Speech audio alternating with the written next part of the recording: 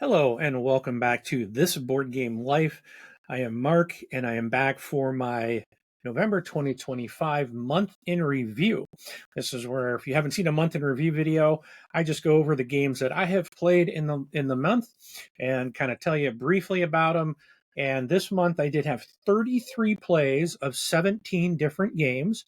And let's just jump right into it. And as always, I do ask if you please hit that like button, hit that subscribe button, and hit that bell icon so you'll never miss any new content. All right. So, first off, I did play some Pandemic Legacy Season 1 with my group. We did complete the campaign during the month. This is where a lot of that 33 plays comes from. I think you play 12 total, plus any that you might lose, because you do play like a calendar, a whole calendar year. So like January, February, March. That's how your rounds are done. So you play a whole calendar year in Pandemic Legacy Season 1. I absolutely loved this game. I'm not a huge fan of Pandemic because I've always found the game just so difficult. And that's probably just me, especially, and I played it when I was getting like kind of new into the hobby. But the Legacy game was so much fun. I absolutely loved this game. I've already purchased season 2 and season 0, and we will be going into season 2 here in probably 2 weeks. I think we'll be starting that in 2 weeks, and we're going to go into that and play that one. And we're really looking forward to the next season of Pandemic Legacy. But if you're not a fan of, like, I recommend this, doing the Legacy for Pandemic. It is really a lot of fun. I love how it changes, how things kind of continue to progress, and the way the story evolves is really good. And I won't say anything. I'm not going to spoil anything, but it is a fantastic game. If you get the opportunity to play some Pandemic Legacy Season 1, I highly recommend it. All right, the next game that I got to play was Spooktacular. This one I've talked about before. I absolutely love this game. I like to call it Root Light with a campy horror theme. Okay. And what I mean by that is you're not necessarily fighting other people like you do in Root, not the other players, but you are all the players at the table take on one of 20 different asymmetrical characters that are available out of the box in this game, which is astounding. But you're all in this theater where all the monsters come alive, come out of the screen. They're like attacking people in the theater. And so you do interact with each other, and there's kind of some base things that everyone is kind of doing the same, but every character plays different and has their own abilities. And like some characters may have just one meeple, while others might, like if you play in like the Blob, he's got 10. And so the way that they play their game is going to be so different from the way you might play your character. And it's really a lot of fun the way everything kind of works together. And to me, it does feel like a very light version of a game like Root. That, to me, this is really reminiscent of that. It's like, I think they kind of took that idea and said, let's make it a little simpler and theme it with this kind of campy horror movie theme. And it's a lot of fun. I really enjoy Spooktacular from Level 99 Games, and designed by D. Brad Talton Jr. And then, real quick, the Pandemic Legacy, again, designed by Rob Davio and Matt Leacock, from Z-Man Games. So I want to make sure I throw those out as well. All right, next, from Button Shy and Scout Alms, I did a solo play of a brand new game from them called Lands of Amazement. This one's where you're designing amusement parks by using the 18 cards that come in the wallet. So if you're not familiar, this is one of those 18 card wallet games from Button Shy that they're famous for. And again, it's a solo player.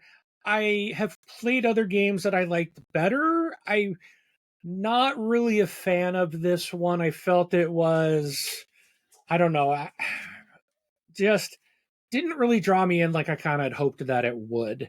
It's very much a puzzle that you're putting together, kind of thinking Tetris pieces and other things that you're trying to get the shapes based on what the top of the card wants and what's on the bottom of the cards that are available to you. But again, it's a quick little game. If you're interested in, if you like these games, you might be interested in Lands of Amazement. All right. I mentioned this earlier. I mentioned Root. So I actually did play Root this month, and I think, only the second time I've played Root. And I did enjoy it a lot more this time. The first time I played it, I played as the cats.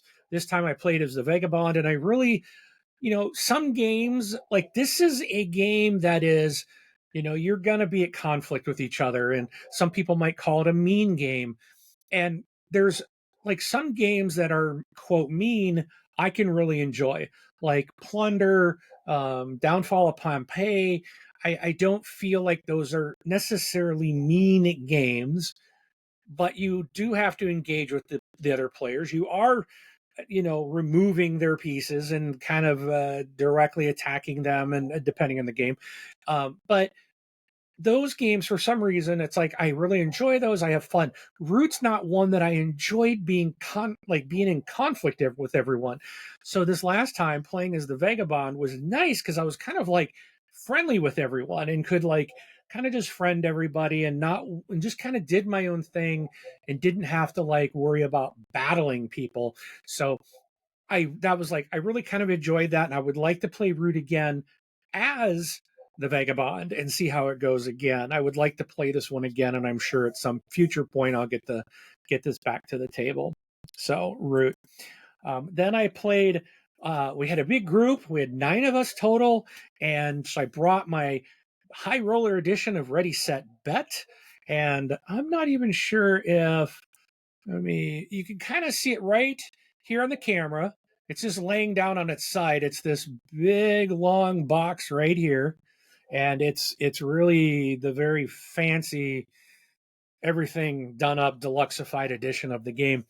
And so I finally took it, and I was running the game while 8 people were betting on the horses, and I was rolling the dice and calling out the horses. And this was a fantastic game. Everybody there had a fantastic time. They loved it. Ready Set Bet. Now you can get it in a much smaller. It still plays like the same up to 9 people, but you can get it in a standard, much smaller box, much more easy on the wallet, so to speak. The big guy I think retails for $150, but I think you can buy the base game, with all the stuff still, just not deluxeified, for probably $30-$40 or something. But it is a party game. You're going to want a lot of people. It probably plays best at least if you've got 6 people probably playing it. And in fact, BGG says best from 6 to 8, which I agree. You're going to want a lot of people. It really kind of gets that action, and everyone's racing to get their bets out, and someone's calling the horses.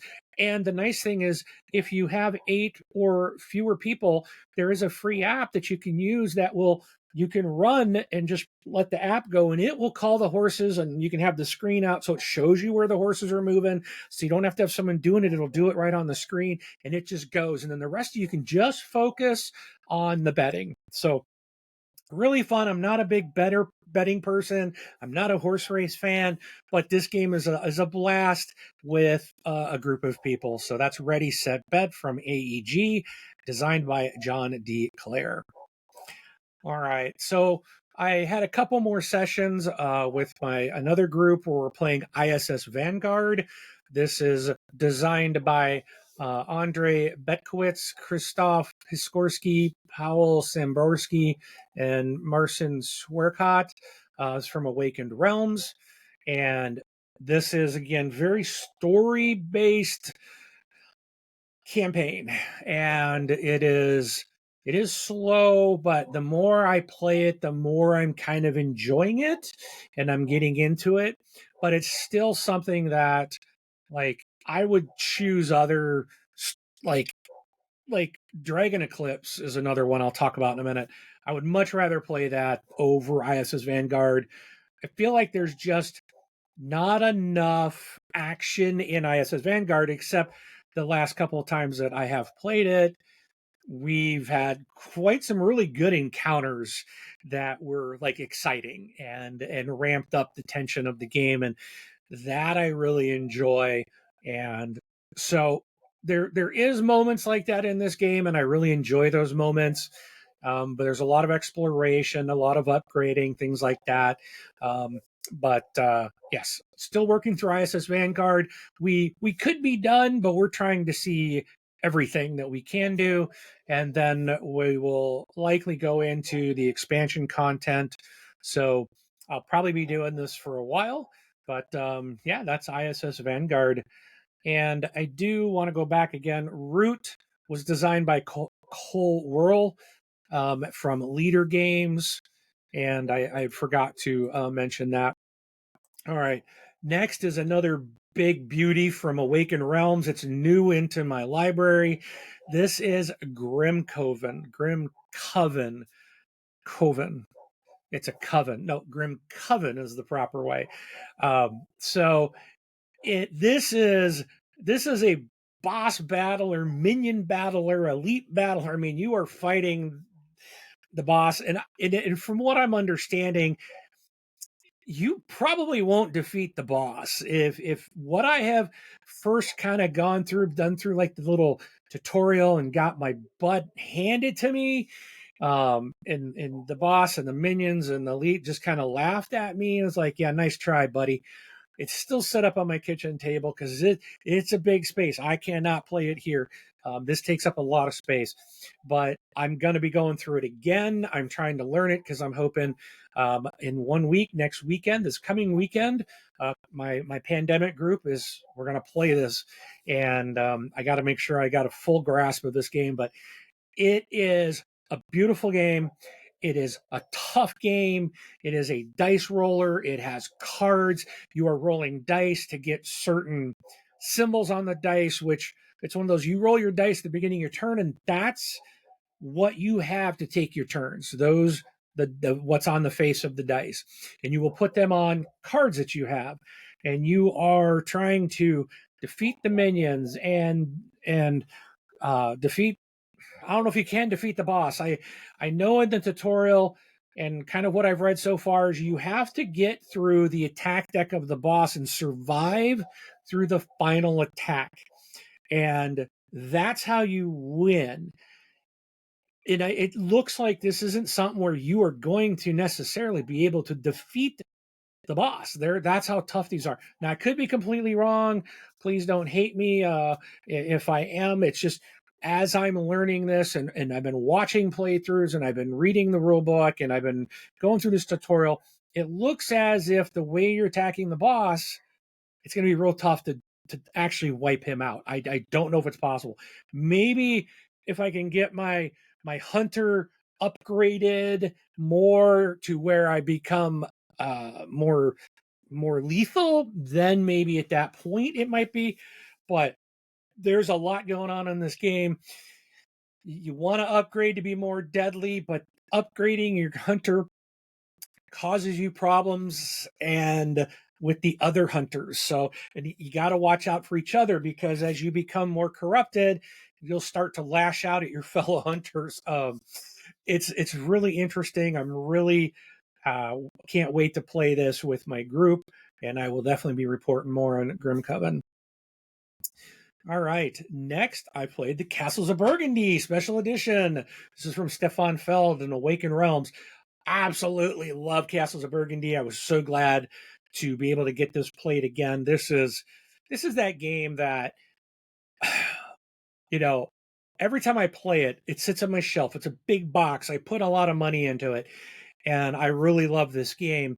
And then I play it, I'm like, oh my goodness, this is awesome. I can't wait to play it again. And then it seems like it's a year goes by because I've got so many games and there's so many new things coming in. And it's just like, that's kind of part of my new plan that I want to do is to slow down on acquisitions and try to get some of this stuff like Castles of Burgundy played more frequently because there's such good games.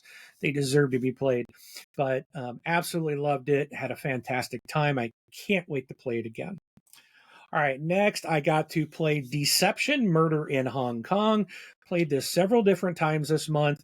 This is a fantastic whodunit game, right? So this is designed by Toby Ho, published by looks like Jolly Thinkers, and there's like 14 more people that have published this. So there's been a lot of publishers on it, and let's see if there's another one that Gray Fox Games is probably. I think that's the version we probably had. So, but Deception Murder in Hong Kong, you basically have out of the group of people, this thing plays up to 12 people. So one person's going to run the game. So they're going to know who the murderer is and with what weapon and what evidence was left behind. And everybody's going to have a set amount of evidence and murder weapons in front of them, cards up that everybody can see. And so everyone will close their eyes. The guy running the lead investigator running the game will ask the killer, because everyone gets a card.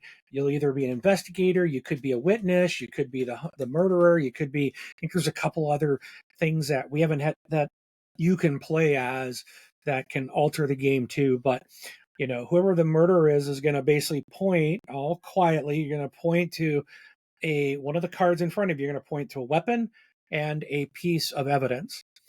And then essentially you're going to close your eyes and, everyone's going to open their eyes. And the guy running is going to basically, for the person running the game, they need to, without talking, they're going to have these cards and they're going to basically point to things.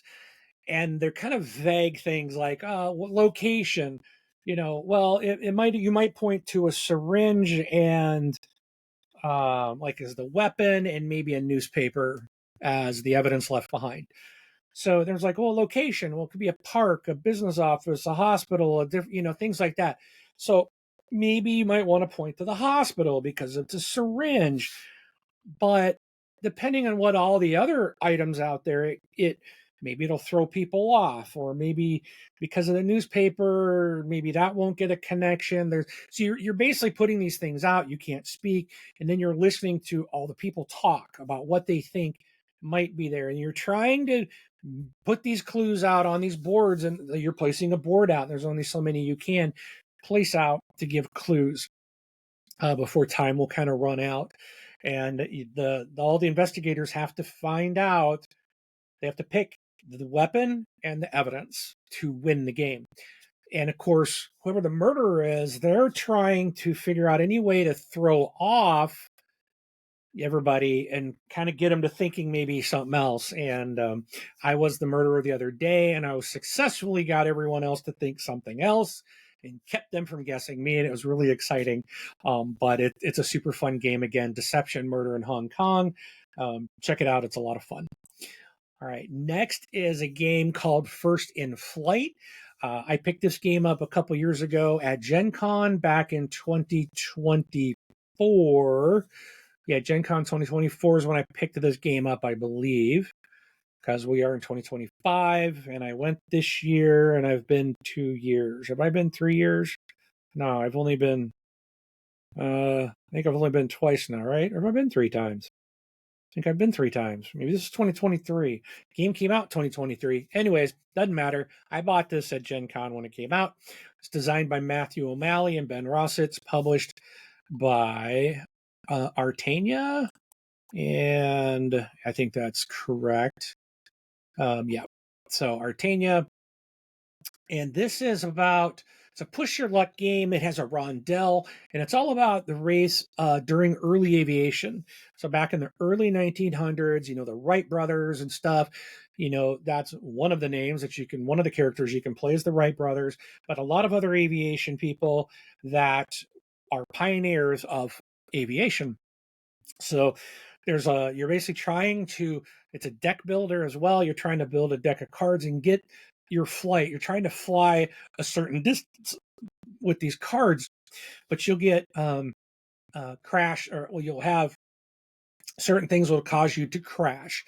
So you want to try to land before you take like so much damage. Otherwise you crash, and then you're not getting extra points, or you'll take a hit on the points that you'll get.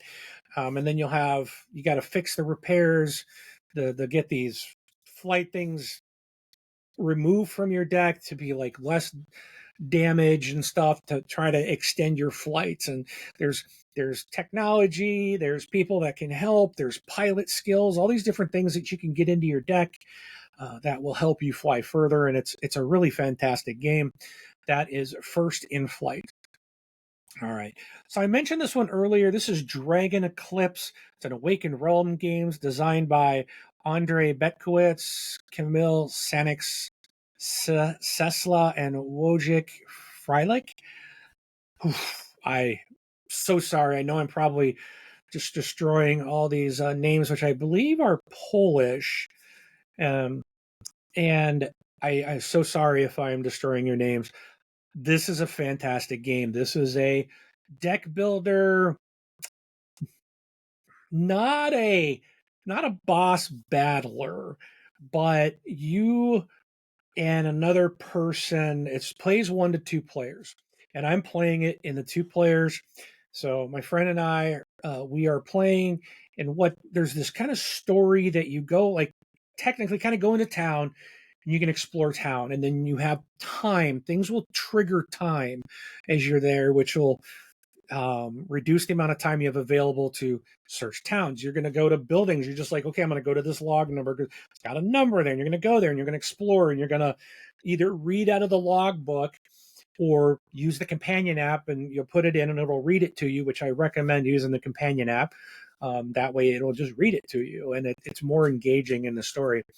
But you're going to go, you're going to explore, you're going to get gear, maybe you might find gold, you're going to have tests that you'll have to do, and then you will move on and there's like a combat section where you're going to be fighting these things called mistlings.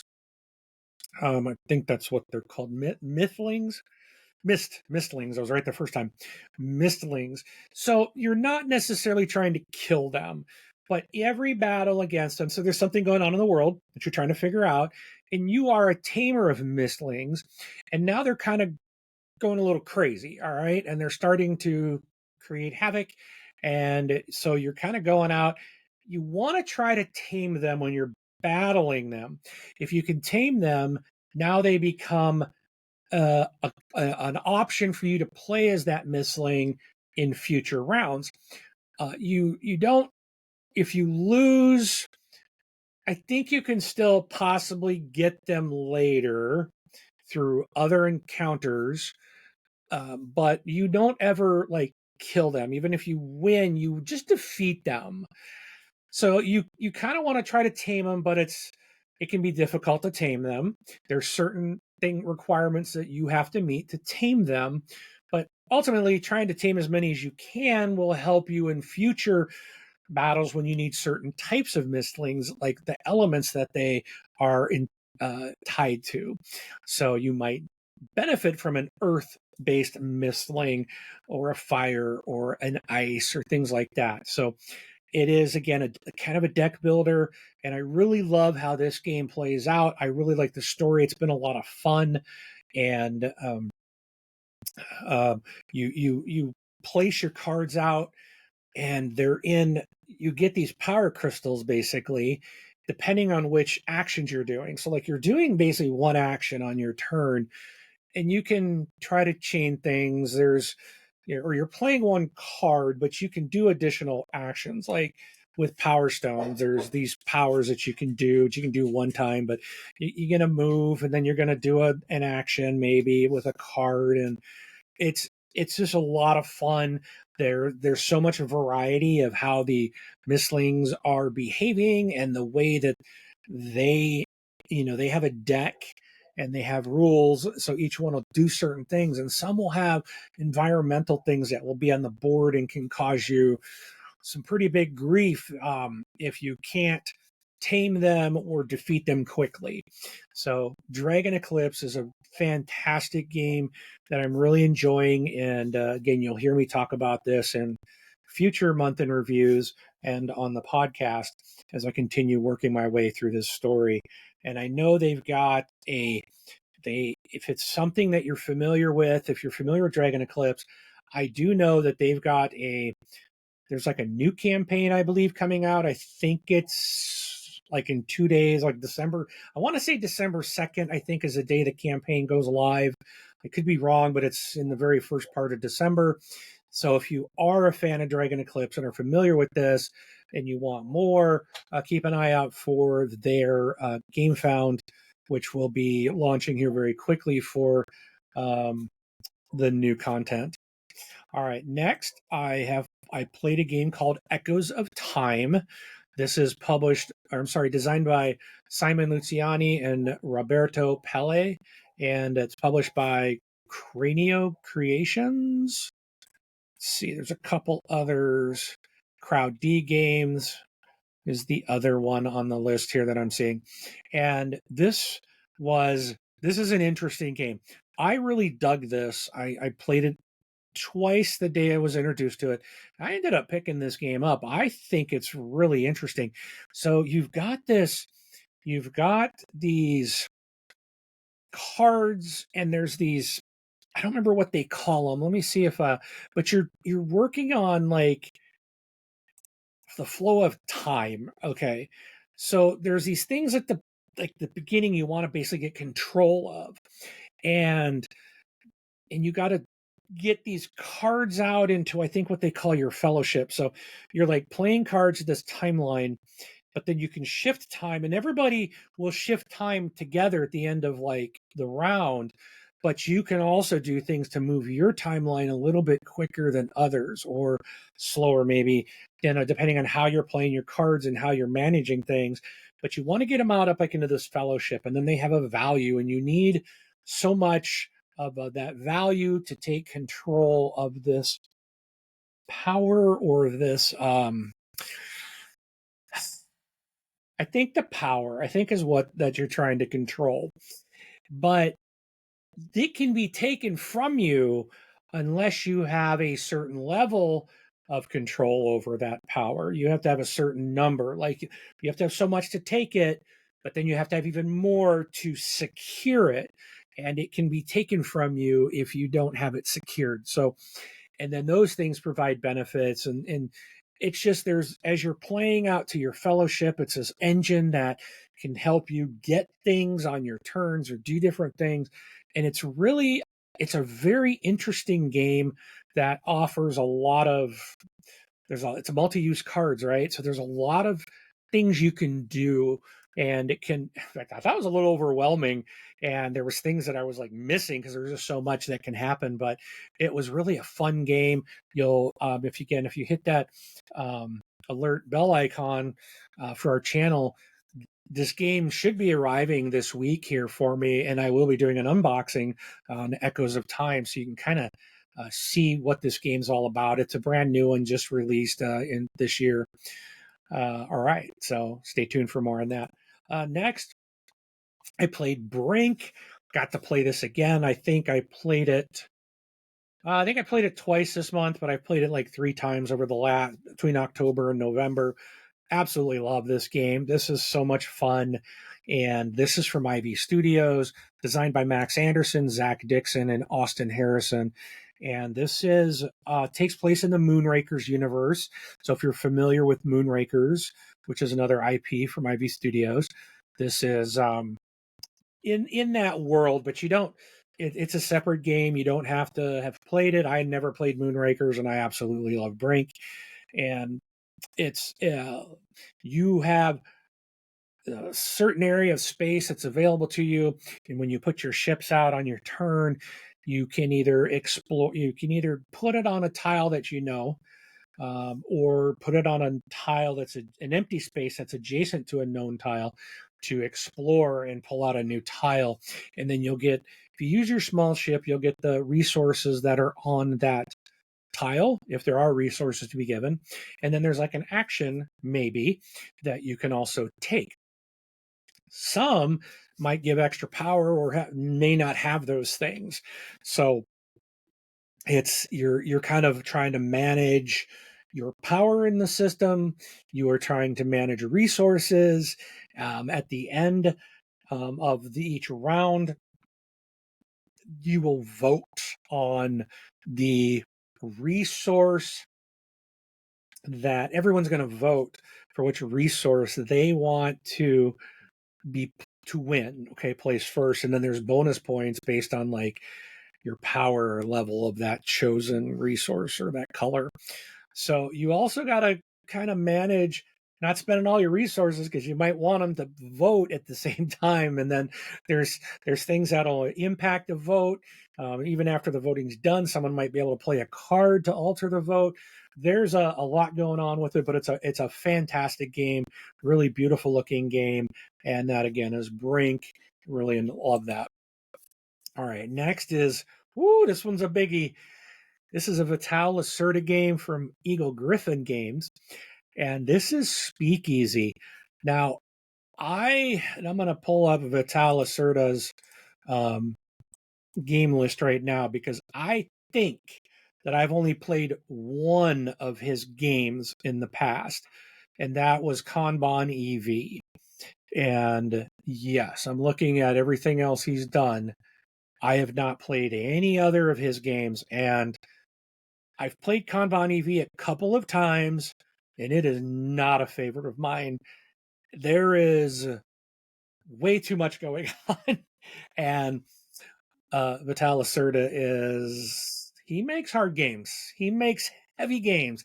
This has a weight of 4.27 out of 5. It is a big one, but the theme of this game was like I didn't back this. I didn't crowdfund this. I looked at it when it's coming out. The theme was so interesting to me, and I'm like, I want to play this, but I didn't back it because I knew this was going to be big, heavy, and and I got friends that have backed it, and it has come in, and we have played it. And I'll tell you what, I like this a lot better than Kanban EV.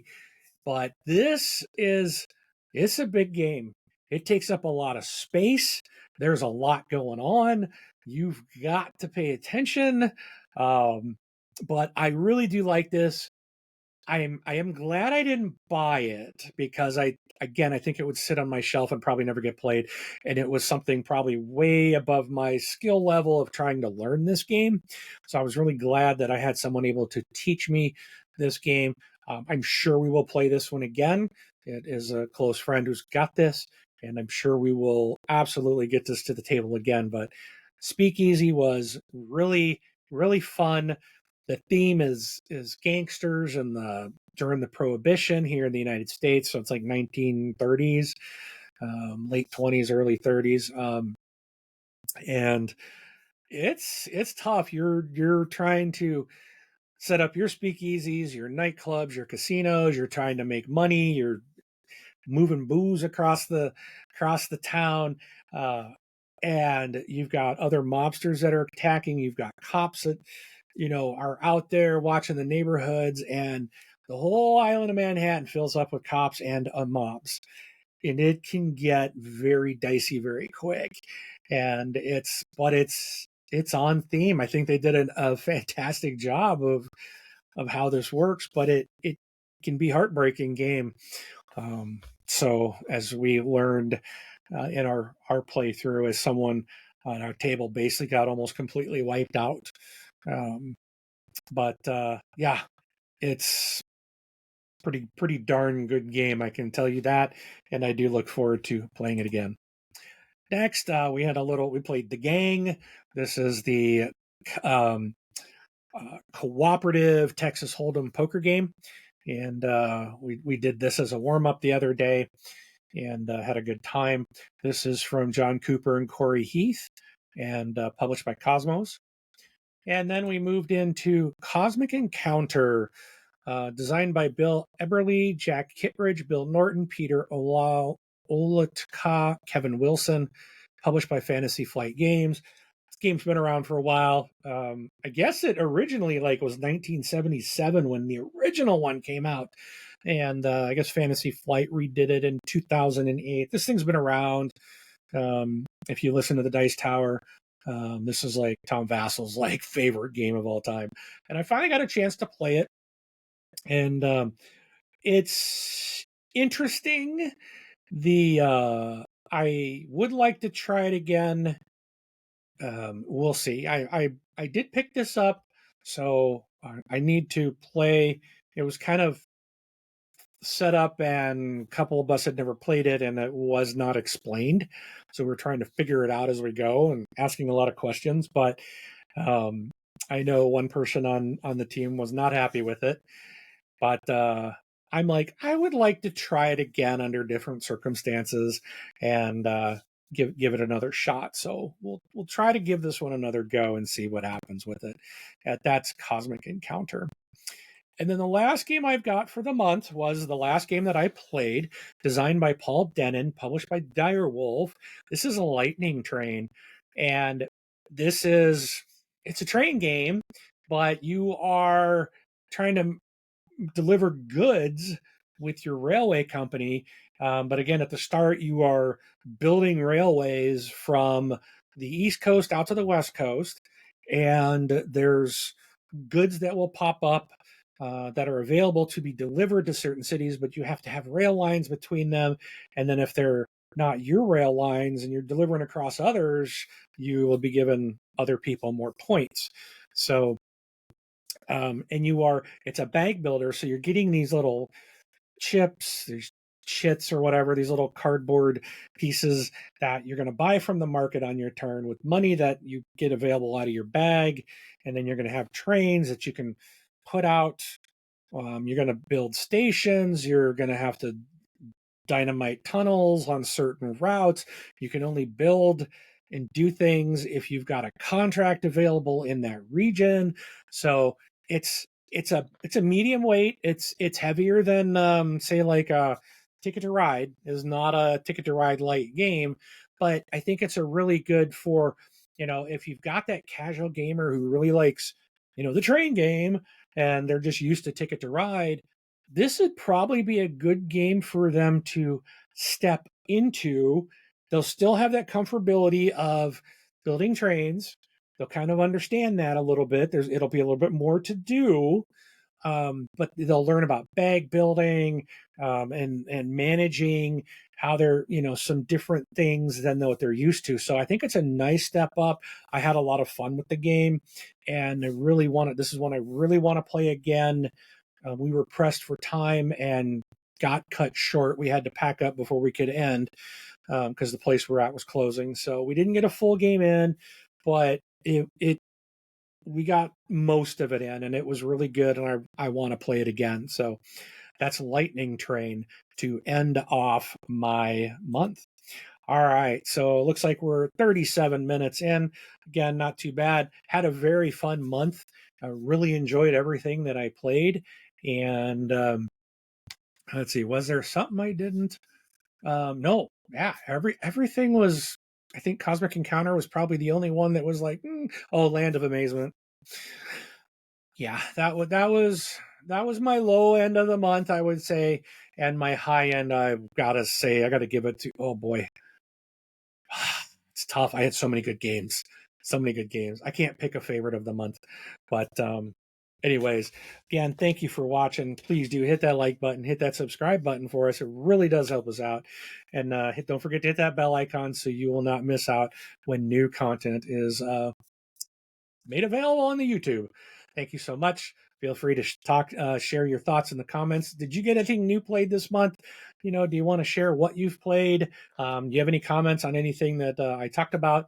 Let me know. I will definitely answer your comments, and we'll see you at the table.